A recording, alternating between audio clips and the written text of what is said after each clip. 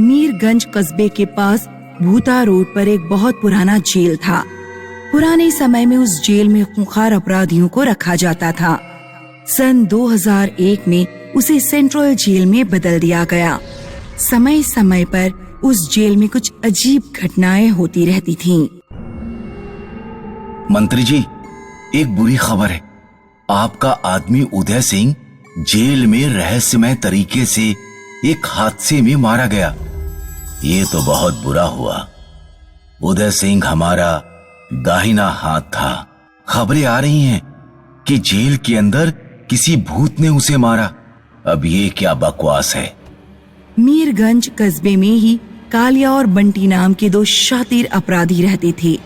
वे पैसे लूटने के लिए अक्सर किसी के भी घर में घुस जाया करते थे। आज वे गोपीनाथ के घर डाका डालने वाले थे। आज कहाँ डाका डालना है? आज गोपीनाथ के घर में घुस के चोरी करते हैं। गांव का सबसे बड़ा सुनार है, बहुत माल है उसके पास। इतने बड़े आदमी के घर चोरी करना ठीक नहीं लग रहा। किसी छोटी जगह पर हाथ मार लेते हैं। अरे तू चिंता क्यों करता है? हमारे सिर पर इतने बड़े मंत्री का हाथ है, कोई हमारा कुछ नहीं बिगाड़ पाएगा।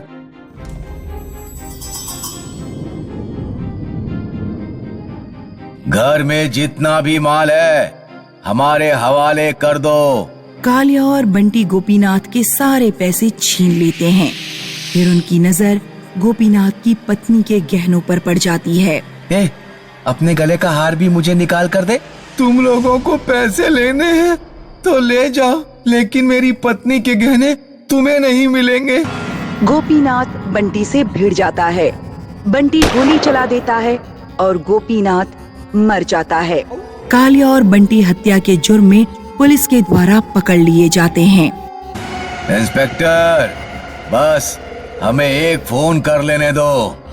मंत्री जी बचाइए हमें, वरना अगले चुनाव में कौन आपकी रैलियां सफल करवाएगा। केवल चोरी की होती तो छुड़ा देता, लेकिन इतने बड़े आदमी की हत्या की है तो अब कुछ दिन जेल में रहना पड़ेगा। चिंता मत करो, मैं तुम दोनों को निकाल लूंगा। बंटी और कालिया ने महसूस किया कि जेल का माहौल सामान्य नहीं है। वहाँ अक्सर कोई कैदी रात को पागल हो जाता है और दीवार में सिर मार मार कर अपना सिर फोड़ने लगता है। एक दिन बंटी जब टॉयलेट में गया तो टॉयलेट सीट से एक पंजा बाहर निकला और उसकी टांग पकड़कर उसे टॉयलेट सीट के अंदर खींचने लगा। बचाओ, बचाओ! बंटी दीवार से सटकर बैठ गया और हाँफने लगा। तभी दीवार से दो भयानक हाथ निकले और बंटी का गला घोंटने लगे। हवलदार साहब, मेरे दोस्त को बचाओ! क्या हुआ? क्यों चिल्ला रहा है? कोई भूत हमारे पीछे पड़ गया है, हमें यहाँ से कहीं और शिफ्ट कर दो। मुंह बंद करके सो जाओ और मुझे भी सोने दो, वरना बहुत डंडे मारूंगा पिछवाड़े पर। कालिया चिल्लाते रह जाता है, लेकिन हवालदार उसकी नहीं सुनता और जाकर सो जाता है।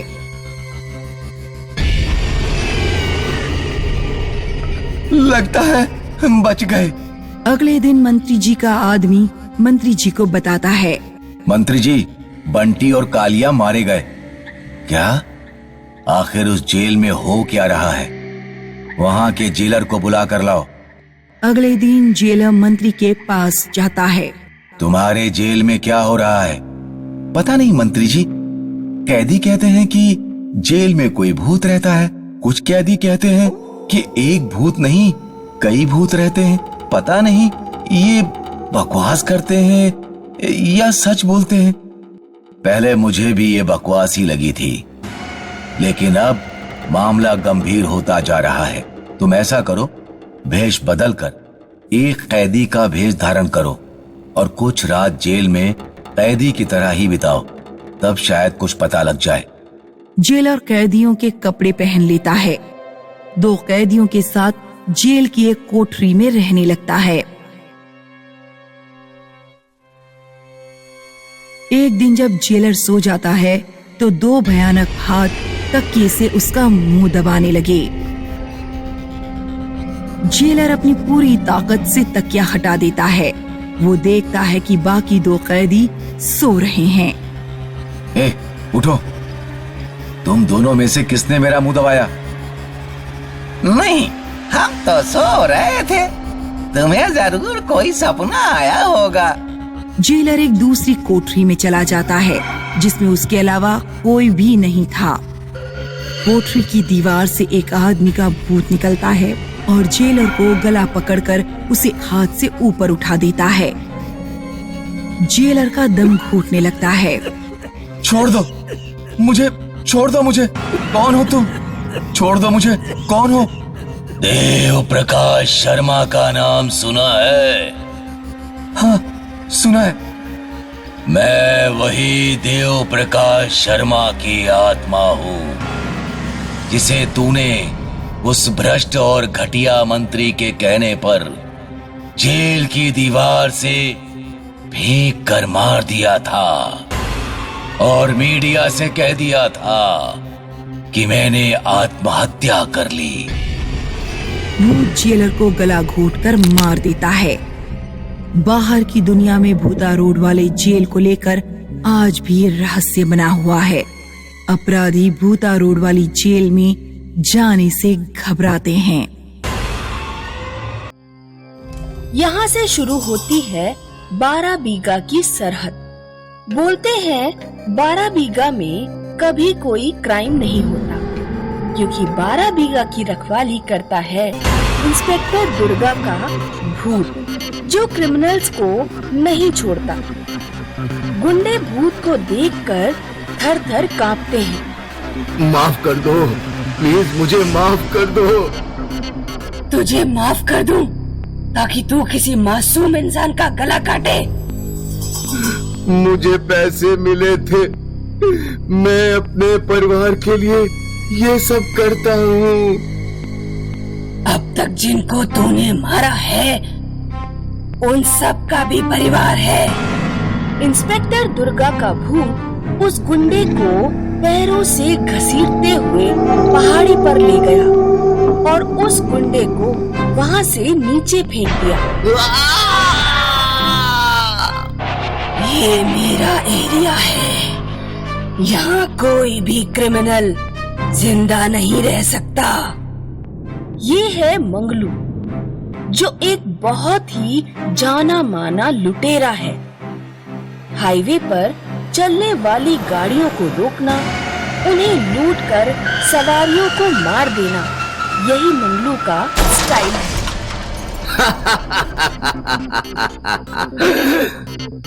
और जिन्हें मंगलू मारता था उन सब की गाड़ियों पर वो अपना नाम लिख देता था। क्या पता कब ये मंगलू पकड़ा जाएगा।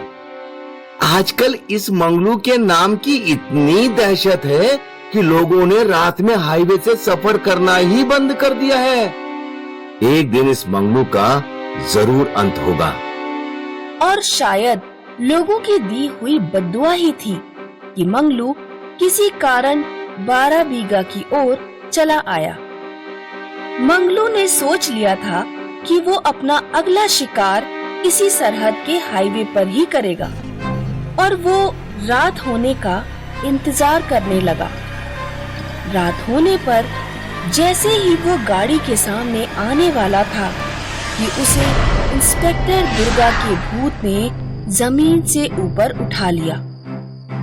वो कार जिस पे वो हमला करने वाला था वो आराम से वहाँ से निकल गई। मुझे नीचे उतारो, कोई मुझे नीचे उतारो। इंस्पेक्टर का भूत उसके सामने आ गया। भूत को देखकर मंगलू की आंखें फटी की फटी रह गईं। भूत ने मंगलू को जमीन पे पटका। क्या हुआ? तेरा शिकार तो चला गया। अब तक तो तेरा एक भी शिकार जिंदा नहीं बचा। अब क्या हुआ? मंगलू भूतनी से अपनी जान बचाकर भागने को देख रहा था। मैंने तो सुना था कि तू किसी पुलिस वाले से नहीं डरता। शायद झूठ ही सुना था। तू तो डरपोक है। और भूतनी मंगलू के एकदम करीब आ गई। भूतनी ने मंगलू के बाल पकड़े और उसे एक पेड़ से दूसरे पेड़ पर पटकने लगी।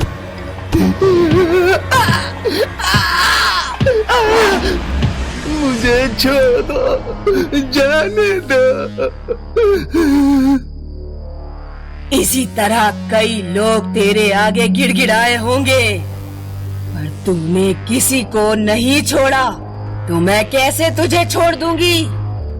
भूतनी ने मंगलू की गर्दन झटके में तोड़ दी और मंगलू के कान और नाक से खून बहने लगा। उसी खून से भूतनी ने जमीन पर मंगलू लिखा और उसके नाम को काट दिया। मंगलू का दी एंड। ये खबर जब विवेक नाम के एक जर्नलिस्ट ने सुनी तो उसे यकीन नहीं हुआ। क्या यार, तू भी? भूत भूत कहाँ होते हैं? तुझे यकीन नहीं है ना? तो खुद 12 बीघा आकर पता कर ले। वो सीधा 12 बीघा के पुलिस स्टेशन गया और वहां जाकर वो एक हवलदार से बातचीत करने लगा। मैडम का भूत है, मैंने खुद देखा है। मेरे अलावा कई और लोगों ने देखा है। उसके बारे में मुझे कौन बता सकता है? इंस्पेक्टर अविनाश, उनके जूनियर थे, वो ही बता सकते हैं। ठीक है। अब विवेक इंस्पेक्टर अविनाश के पास गया। सर, आपको भी लगता है कि इंस्पेक्टर दुर्गा भूत बनकर मुजरिमों को सजा दे रही हैं? मुझे लगता नहीं, मुझे यकीन है, क्योंकि मैंने उनके अंडर कई सालों तक ड्यूटी की है। ठीक है सर, पर ऐसा क्यों? जिस टाइम मैडम ने 12 बीघे में अपना चार्ज लिया था, उन्होंने ठान लिया था कि वो 12 बीघा को क्राइम फ्री करके ही रहेंगी। उस वक्त 12 बीघा में दिन दहाड़े लूटपाट होती थी, लेकिन मैडम ने आते ही इन क्रिमिनल्स की अच्छे से पिटाई करना शुरू कर दिया। मैडम के जूते की थाप सुनकर ही क्रिमिनल्स दौड़ पड़ते थे। वो अपने नाम की ही तरह दुर्गा का रूप थी। उनके यहाँ आने के बाद 12 बीघा में क्राइम रेट्स कम हो गए और इसका सबसे ज्यादा नुकसान हुआ एमएलए यादव को। यादव ने मैडम को कई बार धमकी दी। धमकी ना तो जैसे गीदड़ ही देते हैं, सुधर जा, वरना तेरा तो जुलूस निकालूंगी इसी 12 बीघा के बाजार में। अपनी इंसल्ट एमएलए यादव को बर्दाश्त नहीं हुई। उसने मैडम से बदला लेने के लिए मैडम की जीप के नीचे बॉम्ब लगा दिया। कुछ दूर जीप चलने के बाद ये आवाज कैसी है? मैडम ने झुक कर देखा तो उनकी गाड़ी के नीचे बॉम्ब था, पर वो रुकी नहीं, वो गाड़ी चलाती रही। वो गाड़ी को एक सुनसान पहाड़ी पर ले गई, पर इससे पहले कि वो गाड़ी से कूद पाती, बॉम्ब ब्लास्ट हो गया और मैडम नहीं रही। यहाँ एमएलए यादव अपनी जीत का जश्न मना रहा था। मुझे बोलती थी मेरा जुलूस निकालेगी, अब देख कल उसकी अर्थी निकलेगी 12 बीघा के बाजार से। पर यादव को कहां पता था कि मैडम लौटेंगी। मैडम भूत बनकर लौटी।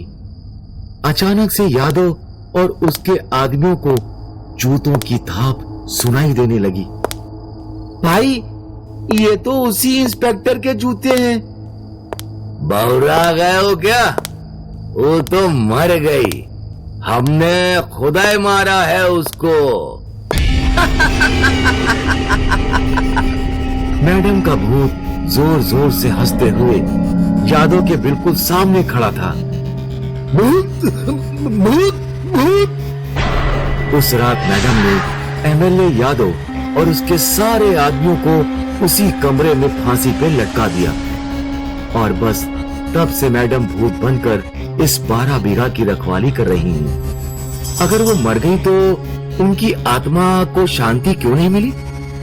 क्योंकि उनकी शपथ पूरी नहीं हुई। उन्हें 12 बीघा क्राइम फ्री बनाना है और मुझे यकीन है वो ये जरूर करेंगी।